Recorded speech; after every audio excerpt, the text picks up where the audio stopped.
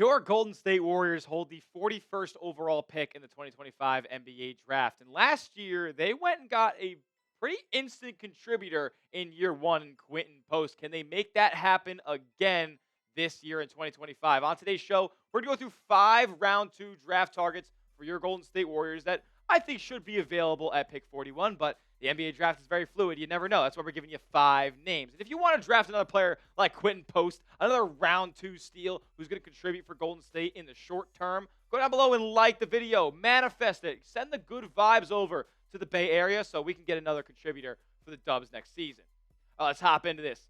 Kobe Brea, a name that I know the Warriors fans are going to be licking their chops for, as he's a knockdown shooter, man. This is a 44% three-point shooter, 6'5" 3/4. But honestly, man, I think he's gotten closer to 6'6", 6'7" at this point. He's an older player, played a lot of his time with the Dayton Flyers. But, man, last year in Kentucky, averaged 12 points a game, shot 45%. Sorry, I was even underselling him from three-point range. That is 43.5%. I'm a clown. But regardless, Kobe Brea is a movement shooter. He has the frame to actually project as a pretty solid defender at the next level as well. So this is a guy who I'm looking at here for Golden State. And if he's there at 41, especially when you can play him on the wing, then I'm all over this pick for the Dubs. I mean, Brea, he's like, he doesn't limit range. Like, I've seen this guy pull for 35 feet before on multiple occasions. So, like, this is a good, solid selection for Golden State. Now, he's a role player at heart. Like, he's not going to be taking over. He's not going to carry the torch for the Warriors in the next era of basketball. But at the end of the day, that's not what they need right now. They need complementary players. He's not a good defender, but I think he has the potential to grow on defense. And over the past 4 seasons, he's gotten better with every single stop that he's been in. Yeah, his freshman year at Dayton, he took a little bit of a sophomore slump there in year 2. But then, is his junior season where he's shooting 50% from three-point range? 50%. And that's not on a low volume. That's on 6.1 attempts a game. That's near the top of college basketball. Similar numbers this year in Kentucky. And while playing better defenses and going up a level, Kobe Brea absolutely showed out. Like, this would be a home run pick for the Warriors if they end up going this route. So I'm all over a Kobe Brea selection here. How about we move on to the second guy that we have on our Warriors round 2 targets list, and that would be Seion James, a name that we've talked about here on the channel before. And this is a guy who I think can fill a lot of different roles for Golden State. An elite on-ball defender. He can stick on guys like no other. Also, he can bring the ball up as well and be an initiator. He held that role a little bit in the Duke Blue Devils this past year. You had Tyrese Proctor, you had Cooper Flagg initiating, but you also had Sion James, the transfer from Tulane. And the numbers aren't going to jump off of the page for you, but he also was a 40% three-point shooter last year. If the Warriors want a little bit more of a combo of size and defensive versatility, yeah, he's only 6'4", but he already projects as a much better defender than a guy like Kobe Brea. The scouting report that we have on him says that he has grown as a shooter after a pretty rough start to his college career. He also improved as a defensive prospect with the traits to translate and thrive in the NBA, but he still hasn't shown much ability as a creator. I know that's a thing that Golden State is probably lacking on their roster right now, but as far as like picking talent in the second round, I feel like you're going for specialists in this area, and all the good shot creators are going to be taken within the first 30 picks of this draft. Sion James, I'm in on him. He's a versatile defensive prospect, and look, the numbers aren't going to jump off the screen for him either, but I think he's going to be a player who's going to have a long NBA career. I don't really understand why he's slipped all the way into round 2. Is it the size profile? Is it the age? I'm not so sure, but I think that he projects as a really, really solid NBA player, and I think that he could jump into the Golden State lineup right away next season. If you play him next to a Steph, if you play him next to a Pods, if you play him even like kind of on the wing in a way too. He can defend 2s and 3s in this league. I am confident in him doing so. So Sion James, if you're a Warrior, I'll be ecstatic as well. Let's move on to our third selection here with Chaz Laneir, Tennessee, another sharpshooter on this list. And it's all good because Lanier is actually your typical sharpshooter. And he can create a little bit more for himself than Kobe Brea can, but we saw in the NCAA tournament when things got really tight and the Tennessee played the Houston Cougars in the Elite Eight, Chaz could not get anything. He was being stuck on by elite on-ball defenders, but he really wasn't able to get much of his own off of the bounce.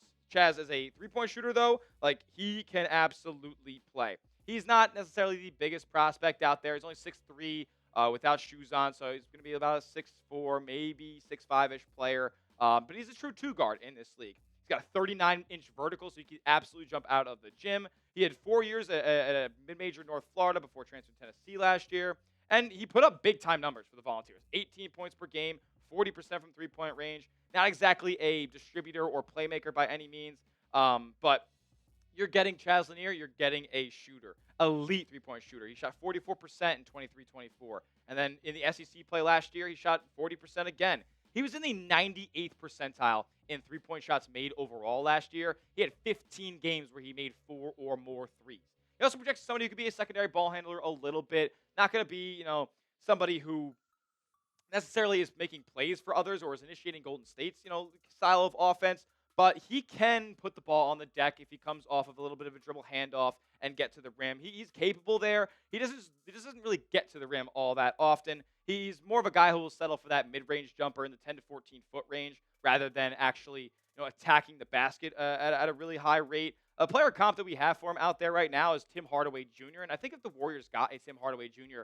type of player here in the second round, then I'm all over it. I mean, the numbers don't lie, man. This guy can fill up the stat sheet. And not only did he do it at North Florida, but he did it in the SEC last year, the best conference in college basketball. Look, he's not a good defender by any means, but you're not going to get elite two-way talent at pick 41. You're going to have guys who specialize in one area of their game, and Chaz Laneir is a knockdown shooter. So that's what Golden State is going to be looking for, in my opinion, when they get to their pick at 41. They just clearly did not have enough shooting last year in the lineup when it came to the postseason. So I'm looking forward to seeing what Chaz can do as a shooter in this league. And if it's with Golden State, it lands in no better position than playing next to Wardell, Stephen Curry. Moving on to our next draft target here for the Warriors, Kobe Sanders, the shooting guard out of Nevada, the Wolfpack. Listen, this is a player who is kind of rising up a lot of people's draft boards in that second round there. So, look, if he's there at 41, I'm in on it. But I'm not so sure that he's exactly going to be there because he's 6'7". He can shoot. Like, he gets to the free throw line. Like, he is a true point guard in a way, I think. But he has that two-guard size to his game. He runs the pick and roll, like, a lot. So this is going to be a ball handler here for Golden State. And when you're running Steph kind of off of the ball, and I'm not so sure that I'm all that confident in Brandon Podziemski really being a point guard, like an initiator, like a pick and roll ball handler to make the right decisions in the in-between.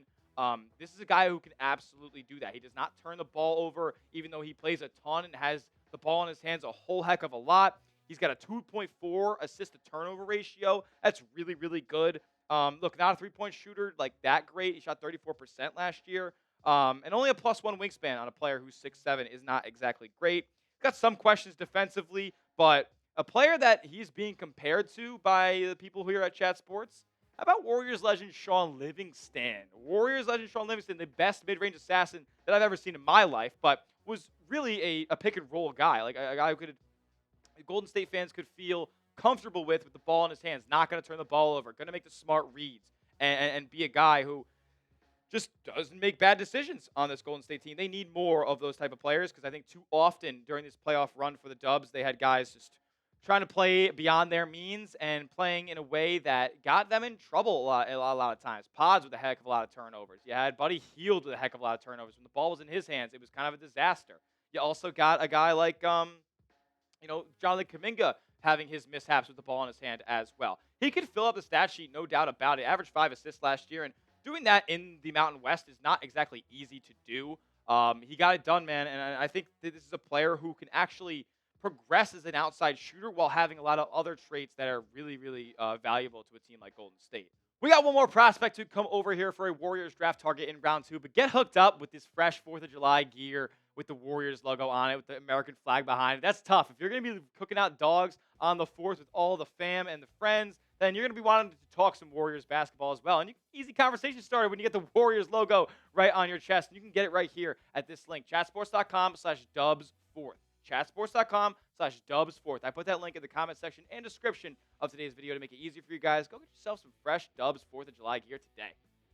All right, last pick coming up here is going to be Micah Peavey, the little swingman out of Georgetown, played previously over in TCU. Look, Peavey took a big leap this year as a shooter, shot at a 40% clip on 4 attempts a game, which is something that he had never done previously in his career, playing at TCU and then transferring over back to the into the Big East, playing with Ed Cooley, kind of unlocked him as an offensive player.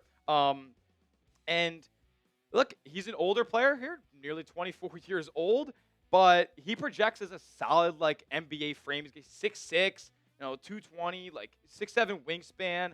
He averaged 17 points a game last year, like 6 boards. Like he gets downhill for sure, can get to the rim as 42% of his shots came at the rim and shot 57%, so pretty solid there. He's got a little bit of a slow jumper, though, which is like, I think he's going to need to be one of those guys who's sitting in the corner or on the wing wide open in order to get some efficient three-point looks up there. Like, he's not going to go out there and create his own jump shot from the beyond the arc. But he does get a lot of lift on his pull-up mid-range jumpers. Like, if in the in-between game, he can get those buckets. He was in the 90th percentile in mid-range jumpers made. I also went, like I said, he went from 2.6 attempts from three-point range in his junior season at TCU all the way to 4.1 attempts on 40% shooting from his 4th to 5th year in college. He's got, like, he can create transition opportunities as well. He's got quick hands. Like, he gets out in space. And I know the Golden State Warriors, ever since trading for Jimmy Butler, have wanted to be a team that gets out in space and gets easy baskets.